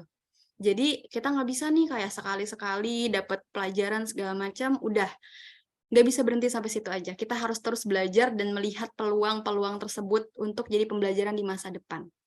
Oke. Ini mau ditunjuk lagi apa enggak nih, Kak Karin? Iya, banyak banget nih yang udah raise hand. Ada Kak Shani nih, ada Kak Shani Ahmad. Oke, boleh Kak Shani. Ini sahabat aku nih Kak Shani nih. Silakan Kak Shani. Halo, Assalamualaikum, selamat siang, Kak Manisa. Iya. Oke, jadi kalau untuk dari ini ya, penjelasan dari Kak Manisa tadi cukup jelas sekali, dan itu selama ini yang saya pelajari. Dan untuk yang selama ini saya sadari, di sini bukan saya bermaksud untuk meninggi ataupun bermaksud untuk sombong, itu untuk dari level leadership saya itu level 5. Karena dari step 1, level 1, 2, 3, 4, itu semuanya sudah terlampaui semua. Because everything is needed process, jadi semuanya itu pasti butuh proses. Semuanya karena saya itu dari nol banget, dan benar-benar belajar dari nol. Dan itu yang mengajarkan saya itu bukan cuma teori, tetapi yang paling banyak mengajarkan saya itu pengalaman. Nah, ketika pengalaman itu banyak yang saya alami selama beberapa tahun ini, kurang lebih akhirnya saya bisa menciptakan sebuah organisasi di kampung, terutama karena ya kita sebagai pemuda, kita yang kuliah, ataupun kita yang memiliki pendidikan lebih tinggi dibandingkan yang lain, itu kita sebisa mungkin kita bisa bermanfaat. Karena kan itu kan sebaik-baik manusia itu yang bermanfaat bagi orang lain, gitu kan. Nah, jadi situ saya dedikasikan diri saya itu untuk mengabdi kepada kampung saya, dan akhirnya saya bisa mendapatkan pengalaman itu. Saya nggak mau kalau ibaratkan ilmu saya ini stuck di saya gitu. Tapi saya pengen ilmu ini sustainable, terus berkelanjutan. Dan semua orang bisa merasakan apa ilmu yang sudah saya share. Karena semakin banyak amal ataupun semakin banyak ilmu yang kita share, itu semakin banyak yang kita dapat, dan bahkan itu kita bisa dapat material ataupun non-material gitu. Dan dari situ semua akhirnya bisa mendirikan organisasi yang bergerak di nasional, internasional, dan beberapa ngisi event. Itu kalau untuk isi webinar mungkin udah ratusan kali gitu ya. Offline pun bisa puluhan kali gitu. Nah, dari situ pengalaman yang mengajarkan saya itu untuk belajar terus. Kalau pendapat orang Cina itu, pepatah orang Cina itu hu taolou shui taolou. Jadi selama kita masih hidup, itu kita masih bisa belajar apapun, kapanpun, dan dimanapun. Jadi selagi masih hidup, jadi belajarlah apapun itu. Karena selagi kita bisa hidup, bisa bernafas, di saat itu kita masih dikaruniai untuk bisa berpikir. Nah, dari kondisi kan terkadang orang insecure dengan keadaannya segala macam, ada yang nggak punya tangan, punya kaki. Nah, kita bersyukur nih masih punya lengkap semuanya. Nah, dari situ semua akhirnya kita harus memanfaatkan itu dengan sebijak-bijaknya. Nah, dari teman-teman semua di sini dan Kak Manisa, dan terima kasih itu sudah membuat saya mendapatkan ilmu lagi gitu kan. Karena saya juga udah baca juga 5 Level of Leadership dari John Maxwell gitu. Ya itu keren banget ya, itu kalian harus baca. Dan mungkin ada kayak 7 Habits Highly Effective People, itu juga mungkin harus bisa dibaca. Karena dari situ, dari pengalaman, dan harus diimbangi dengan baca buku. Karena ketika kita berbicara, itu yang dibutuhkan itu data dan teori. Nah, orang masuk akal di situ. Jadi orang bisa percaya, dan ketika saya pergi, itu orang-orang merasa kehilangan. Jadi di situ kayak, ya ampun, ternyata apa yang saya sampaikan selama ini ternyata bisa bermanfaat juga ya. Yang satu yang saya pegang itu ketika menyampaikan ke orang lain itu cuma heart to heart, dan bicara dengan energi, frekuensi yang setara, ataupun yang tinggi, dan itu ngebuat mereka itu tersentuh hatinya gitu kan. Jadi sebisa mungkin kita bisa mengenai hati mereka, bukan mengenai pikiran aja, karena hati itu lebih besar hubungannya, karena itu hubungannya sama Tuhan. Nah, dari situ semua akhirnya mereka bisa berubah dan itu jadi kesenangan batin sendiri. Jadi di situ untuk level of leadership dan di situ saya masih belajar haus terus. Apapun webinarnya, ya walaupun sudah pernah saya ketahui, tapi pasti ada satu hal yang nggak saya ketahui. Jadi intinya buat kalian semua di sini, buat teman-teman di sini, buat Kak Melinsyah, terima kasih, dan buat Ruang Internasional dan Agent & Co untuk membuat webinar ini. Semoga pemuda Indonesia itu lebih semakin terdepan dan bisa bermanfaat untuk lingkungan sekitarnya dan untuk diri sendiri. Terima kasih. Oke, terima kasih banyak Shani. Wah, keren Oke, banget. keren banget. Itu yang aku senengin tuh Kak Karin. Kalau misalnya ikut webinar tuh itu, meskipun aku jadi Benar. pembicaranya, selalu dapat ilmu terus Kak. Mau aku jadi pembicara, mau jadi audiensnya tuh tetap dapat ilmunya. Seneng banget aku bisa dipertemukan dengan teman-teman yang ada di sini. Oke, Mantap. boleh lanjut. Next Boleh. satu lagi kali ya Kak ya. Satu lagi ya. Tadi udah cewek, cowok, sekarang kita ke cewek lagi. Ada Kak Naila nih. Silakan Kak Naila. Halo, Assalamualaikum warahmatullahi wabarakatuh. Waalaikumsalam. Pak, perkenalkan saya Putri. Sekarang saya pelajar, duduk di bangku kelas 11. Terkait dengan pengalaman sebagai leader, saya rasa saya masih minim pengalaman karena menjadi leader saya dipercaya sejak kelas 7, alhamdulillah sebagai ketua kelas. Dan dari pengalaman yang sedikit ini saya dapat menyimpulkan bahwa menjadi seorang leader, ketika kita menjadi seorang leader dalam sebuah organisasi, sesimpel kita menjadi leader dalam kelas, bagaimana kita bisa memberikan wadah kepada teman-teman kita. Bagaimana kita bisa memberikan mereka kesempatan yang sama untuk bisa belajar atau mendapatkan ilmu yang sama seperti kita. Jadi seperti kita adalah orang yang membukakan pintu untuk mereka agar bisa masuk ke ruangan yang sama, dan di ruangan tersebut kita bisa berkembang. Entah kita sebagai orang yang di atas dalam bentuk struktur, tetapi kita juga mendengarkan mereka gitu. Kita belajar dari mereka, mereka belajar dari kita. Jadi ada hubungan imbal balik di sana. Dari hubungan tersebutlah kita mendapatkan ilmu dan pengalaman yang bisa kita jadikan sebagai sebuah bahan kita untuk bisa berkembang bersama-sama ke depan. Jadi tujuan semula dari organisasi itu dapat kita sama-sama capai karena kita memberikan ruang kepada semua orang di dalam organisasi tersebut untuk bisa berkembang seperti itu. Saya rasa juga ketika kita menjadi seorang pemimpin bukan berarti kita yang paling hebat, bukan berarti kita yang paling tahu di sana. Justru menurut saya adalah leader itu adalah suatu kesempatan yang sangat berharga yang seharusnya seseorang yang diberikan kesempatan tersebut haruslah bisa memanfaatkannya dengan baik, memanfaatkannya dengan maksimal. Bagaimana dia bisa memberikan manfaat untuk sekitarnya, bagaimana dia bisa memberikan manfaat yang positif untuk teman-temannya, agar dia bisa memberikan wadah yang di mana wadah tersebutlah kita bisa sama-sama berkembang. Seperti itu, Kak. Oke, terima kasih banyak Naila. Oke, sudah? Oke, keren banget Sudah, Naila ya. Kak. Oke, terima kasih banyak loh ilmunya. Kita di sini sama-sama sharing ya teman-teman ya, biar kita sama-sama mengetahui juga sebaiknya seperti apa menjadi seorang leader yang baik. Oke, sudah ya Kak Karin? Sudah kayaknya Kak. Oke. Karena waktunya udah mepet nih. Oke, mungkin untuk menutup ya, karena tadi ada yang nanya juga nih, boleh nih Kak sharing juga dong kisah pengalaman Kakak untuk waktu menjadi seorang pemimpin. Oke, mungkin ini untuk penutup ya teman-teman. Jadi ini cerita aku tentang menjadi seorang pemimpin dulunya. Dulu aku pernah dipercaya menjadi seorang pemimpin di salah satu proyek di organisasi yang aku bawa. Waktu proyek itu dipercayakan untuk aku, kebetulan aku lagi ada di titik terendah dalam hidup aku sendiri. Hidup aku lagi hancur-hancurnya saat itu, aku merasa nggak ada harapan sama sekali bahwa proyek ini bisa berjalan dengan baik. Aku juga nggak ngelihat bahwa ada kesuksesan di dalam proyek ini. Selain itu, kepercayaan aku terhadap proyek ini bisa sukses pun semakin menurun, karena aku melihat bahwa ketika proyeknya belum berjalan pun, banyak hal yang menjadi penghambat untuk proyek ini berhasil. Tapi saat itu yang aku pikirin cuma satu, aku adalah seorang pemimpin dan aku harus mampu dan harus jauh lebih kuat dibandingkan tim aku. Saat itu aku cuma bermodalkan berserah sama yang di atas. Aku berusaha untuk mengusahakan yang terbaik, meskipun waktu itu jalanin proyek itu sulit banget untuk aku yang saat itu lagi hancur-hancurnya. Belum lagi, tim aku ini bisa dibilang masih cukup pemula untuk ngejalanin proyek yang bisa dibilang cukup besar saat itu. Beberapa kali rasanya aku tuh udah mau udahin aja dan bubarin tim itu, karena rasanya aku nggak mampu.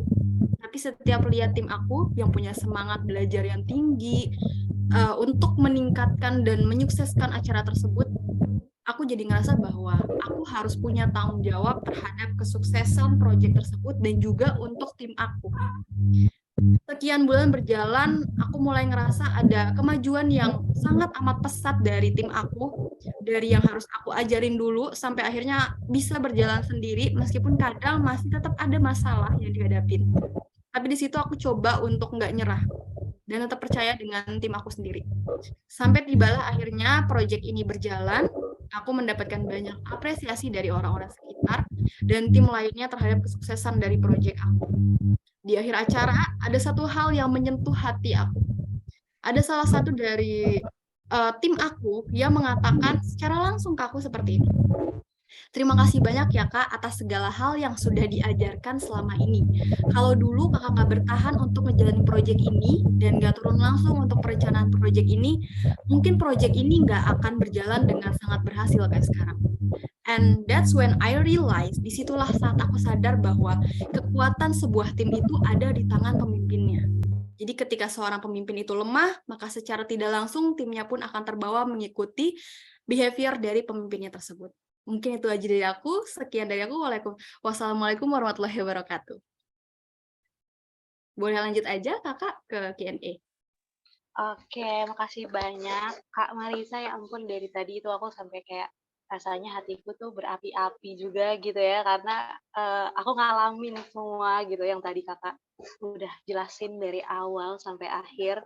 Ini mungkin sebelum masuk ke kita Q&A dulu kali ya, sebelum nanti aku ngasih poin-poin dari apa yang jelasin. Nah teman-teman, terima kasih banyak banget atas partisipasinya yang tadi udah raise hand untuk mau sharing, tapi belum dikasih kesempatan.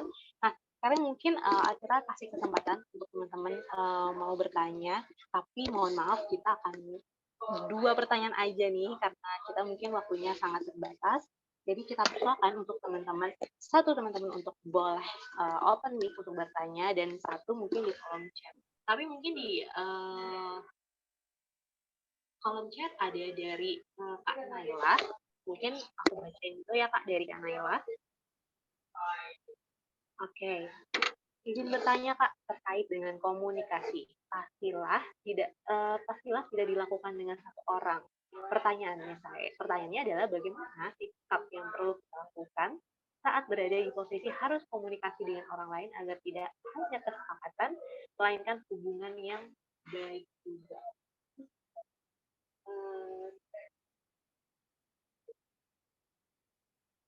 Oke, mungkin bisa aku jawab sekarang ya Kak pertanyaannya. Oke, terima kasih banyak. Ini yang bertanya siapa namanya? Naila ya? Ya, Naila. Oke, Naila.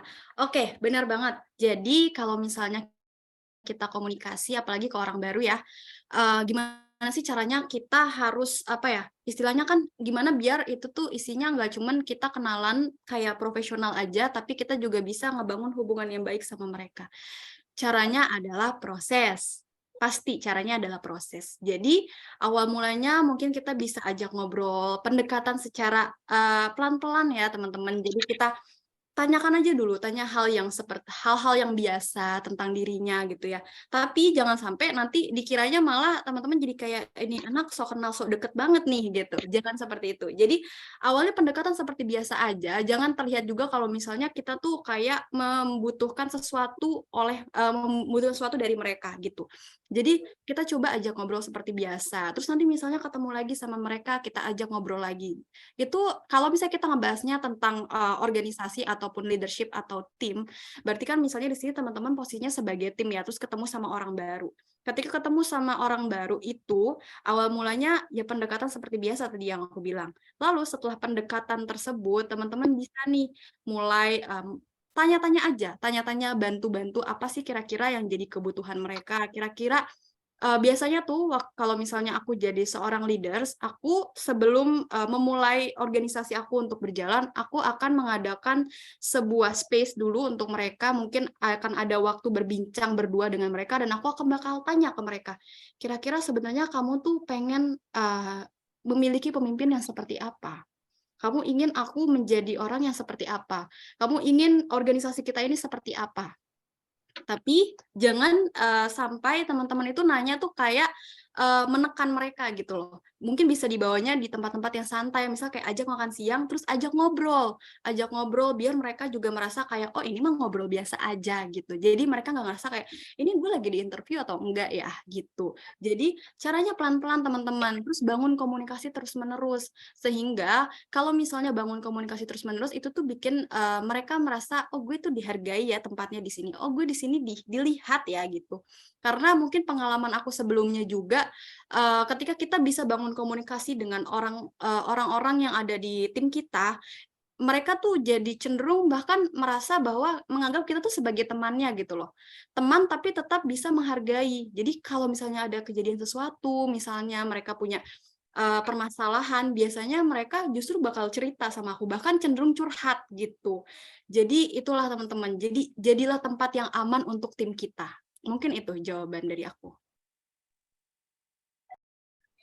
Jadinya jadi tempat yang menjadi seorang leader yang dipercaya gitu ya kayak. Jadi kita nggak akan segan untuk mengungkapkan apa yang sedang dia rasakan saat itu, dan itu akan berefek juga ya Kak ya buat organisasi kita.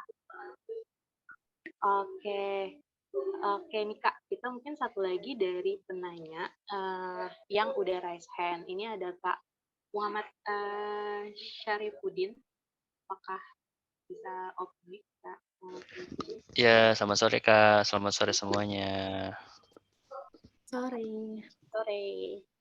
Oke, sebenarnya untuk pertanyaannya sudah di kolom chat ya Kak. Ini langsung ditanyakan aja ya. Iya boleh Kak, langsung ditanyakan aja. Oke, Kak. Sebelumnya perkenalkan saya Muhammad Safriuddin. Saat ini lagi di Kota Bengkulu ya. Kebetulan saat ini diamanatkan sebagai leader itu kan di salah satu perusahaan. Seperti itu. Jadi ingin tanya gitu kan, sekalian sharing aja. Gimana caranya ya Kak untuk menumbuhkan rasa kecintaan bawahan kita gitu kan terhadap kita atau atasan sendiri. Kemudian kita sudah kasih arahan nih, motivasi ke bawahan, namun pada akhirnya belum maksimal gitu kan. Nah, sedangkan di perusahaan sendiri kan ada pencapaian-pencapaian yang harus dicapai kan selama ini. Jadi gimana ya Kak untuk menumbuhkan kecintaannya gitu, agar termotivasi kembali gitu untuk bawahan kita. Udah gitu aja sih Kak, terima kasih. Oke, terima kasih banyak, Kak. Oke, aku bakal coba jawab berdasarkan pengalaman aku ya. Gimana sih caranya kita menumbuhkan rasa kecintaan kita terhadap bawahan, sedangkan udah dikasih motivasi nih, tapi tetap aja belum maksimal. Sebenarnya membangun tim itu nggak melulu harus tentang profesionalisme seperti yang tadi aku bilang. Mungkin selama ini kita masih memberikan pendekatan ke tim kita itu masih secara profesionalisme. Istilahnya kayak, ayo kamu harus bisa harus bisa menggapai goals-nya gitu ya. Mungkin kita tuh sebagai seorang pemimpin masih seperti itu. Kita masih berpikir bahwa mereka itu adalah alat untuk kita mencapai goals, padahal seharusnya tidak seperti itu. Kita seharusnya sebagai pemimpin menjadikan mereka ya sebagai manusia. Balik lagi, pertanyaannya balik lagi ke kita. Kira-kira kita sebagai seorang pemimpin mau diperlakukan seperti apa. Ketika nanti misalnya posisikan juga kita ketika kita menjadi tim. Ketika kita menjadi seorang tim, gimana kita mau diperlakukan? Dan lihat apakah perlakuan kita udah sesuai dengan apa yang tim kita inginkan. Gitu. Jadi dilihat dari itu dulu, ditanya ke diri kita mau dilakukan seperti apa gitu. Jangan berpikir bahwa tim kita itu adalah sebuah alat untuk kita mencapai kesuksesan, goals kita, goals perusahaan, atau mungkin lebih-lebihnya mungkin bisa meningkatkan nama kita. Tidak seperti itu. Jadi menjadi seorang pemimpin, kita harus mampu memposisikan diri kita dan melihat tim kita itu sebagai seorang manusia yang ingin didengarkan, yang ingin dihargai, dan ingin dilihat. Mungkin itu dari aku, Kak Syafriuddin. Apakah menjawab? Oke, Kak. Sudah terjawab, Kak. Oke. Makasih ya, Kak. Iya, terima kasih, Oke, Kak. makasih Kak. Oke, gimana nih Kak? Mau satu lagi atau sudah kali? Gimana nih, Kak? Aku juga bingung. Oke, kayaknya karena udah tepat satu sih Kak. Ini kayaknya waktunya emang terbatas banget. Ya. Maaf banget teman-teman. Terima kasih banyak atas antusiasnya pertanyaan. Nanti kalau misalnya belum bisa dijawab pertanyaannya saat ini, ya Kak, mungkin nanti Kak Marisa akan men-sharing media sosial Kakak ya Kak, untuk nanti mungkin teman-teman siapa yang mau bertanya sama Kakak, boleh nanti kontak di Instagram atau kontak sosial Kakak ya Kak. Tuh.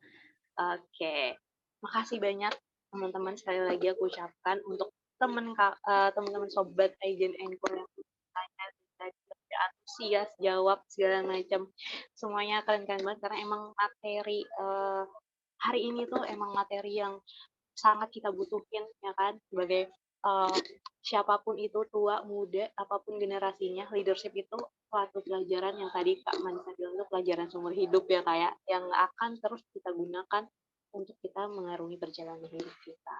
Oke, mungkin untuk materi hari ini udah sekian nih sampai sini teman-teman. Nah mungkin dari Kak Manisa nih ya, ada closing statement apa sih yang bisa disampaikan kepada teman-teman yang akan menjadi mungkin itu pesan yang akan nanti diingat terus sama teman-teman untuk how to be a good leader gitu. Silakan Kak Manisa. Oke, terima kasih banyak Kak Karyan. Mungkin ini sebagai closing statement dari aku. Banyak orang yang punya keinginan untuk memimpin orang lain, tapi mereka lupa satu hal, bahwa pemimpin adalah memimpin orang lain sama dengan memimpin diri kita sendiri. So, pastikan kalian sudah bisa memimpin diri kalian sendiri sebelum kalian akhirnya memimpin orang lain. Sekian dari aku, Kak. Terima kasih, teman-teman. Singkat, padat, jelas, and balik lagi semuanya itu back to ourselves ya Kak.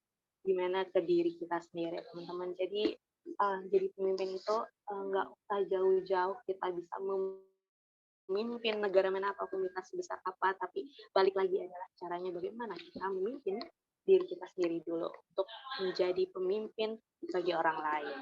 Nah, teman-teman, kayaknya untuk webinarnya nih kita udah akhir. Tapi kita masih ada